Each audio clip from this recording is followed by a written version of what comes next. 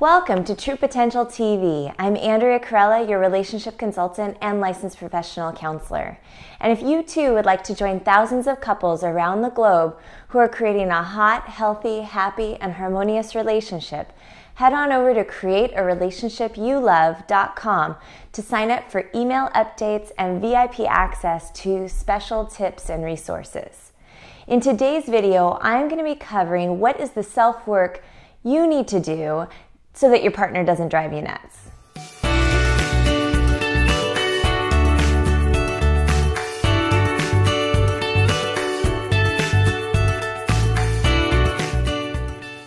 So, what is the self-work that you need to do so that your partner doesn't drive you nuts? Well, the first thing to keep in mind is to really truly know what you need. Being able to identify what you desire, not just all the minutia and the details and those little mini fights, but really knowing what is underlining those arguments. What are those deeper needs that you have in your relationship? That can be really difficult. One, to do that exploration and even know what your needs are. Two, once you do identify that, to have the courage to actually put out that raw vulnerability out there with your partner. And then three, that your partner is really open and receptive and can tolerate hearing you and being able to respond in a loving and nurturing way. So an important thing to also keep in mind is to be conscious and aware of your body language, being aware of your tone, the words that you use, the intention and the energy that you're putting into that conversation. If it's coming from a place of anger, resentment, or passive aggressiveness, or if it's really coming from that authentic place deep from within. Speak from the heart. Now, it is not always really easy knowing where to begin in the conversation, and you really don't know how to maneuver the conversation so that it ultimately doesn't lead to more turmoil. Now, this can be difficult when your partner either consciously or unconsciously pokes at your raw spots to stay focused and intentional to speak from the heart. So, some things that I do to get out of the you know or why don't you way of communicating is that I touch my heart. I touch my heart in that conversation because it reminds me that I want to speak from that place of love in my heart because I truly care about the other person and I don't want to have to do damage control later. So being really intentional and speaking from the heart can be a very helpful way to communicate. Be honest with yourself. Now, it's not always easy to take a personal inventory on how you are showing up in your life and in your relationship. But by doing so, you can open up a space of a new way of operating that actually is much more effective. Take, for instance, my friend Joe.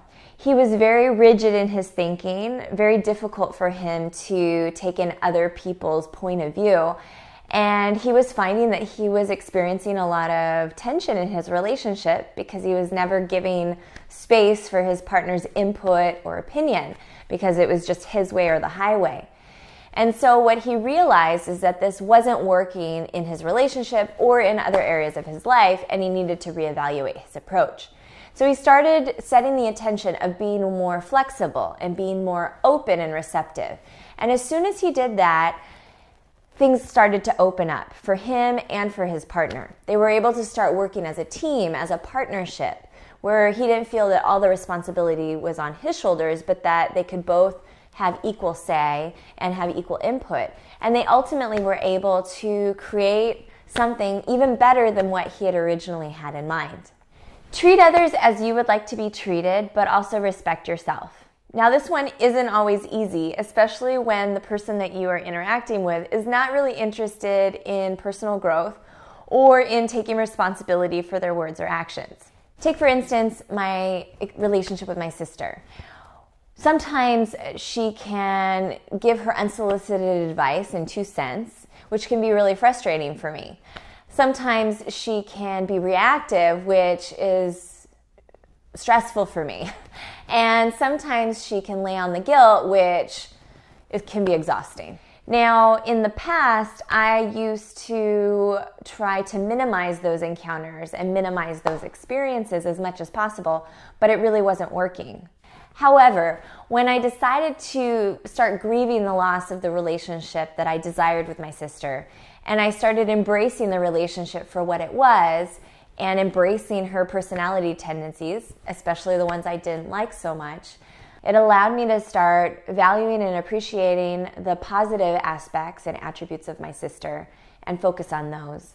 It allowed me to not get caught up in the battle of opinions or just to not really engage, choose what I share with her and what I don't, and to really not get caught up in any of the reactivity or even get caught up in any guilt. And this shift, instead of trying to change her and make her show up differently, I chose to just accept how she's showing up and modify my approach and my behaviors.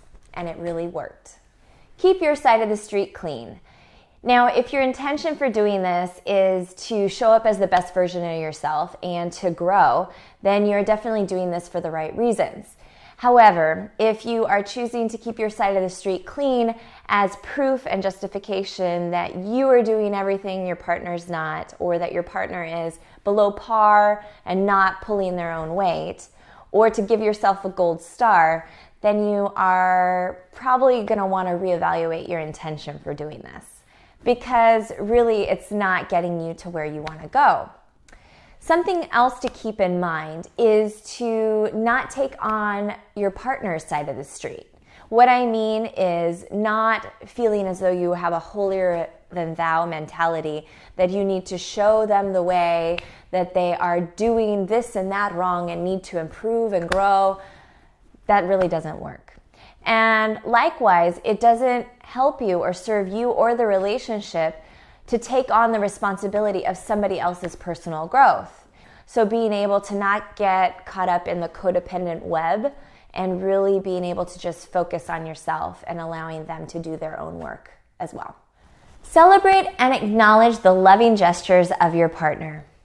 So often we can be laser focused on the negative aspects of the other person, and we don't pay attention to all the little mini, great or small loving gestures that are happening in our relationship. But one thing to keep in mind is that your partner is demonstrating love in several different ways, great and small. And so being able to notice and acknowledge those little nuggets of gold, like, Eureka, I found it, and acknowledge that part or that task or that gesture that your partner has done is going to be really important, because what it does is it opens up a heart-to-heart connection of appreciation, gratitude, and love that can really shift you from a negative mindset and pessimistic mindset to a much more positive mindset of gratitude and joy.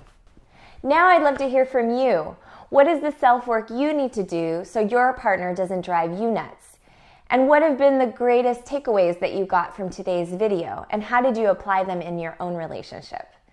Definitely share your comments in the comment section on my blog at truepotentialcounseling.com so you can join in on the conversations with like-minded individuals from around the world who are also committed to creating more connection, harmony, and love in their relationship. And if you like this video, be sure to share it with your friends. And if you haven't already, subscribe to my YouTube channel so you don't miss any upcoming True Potential episodes. Thank you so much, and I look forward to catching you next time on True Potential TV.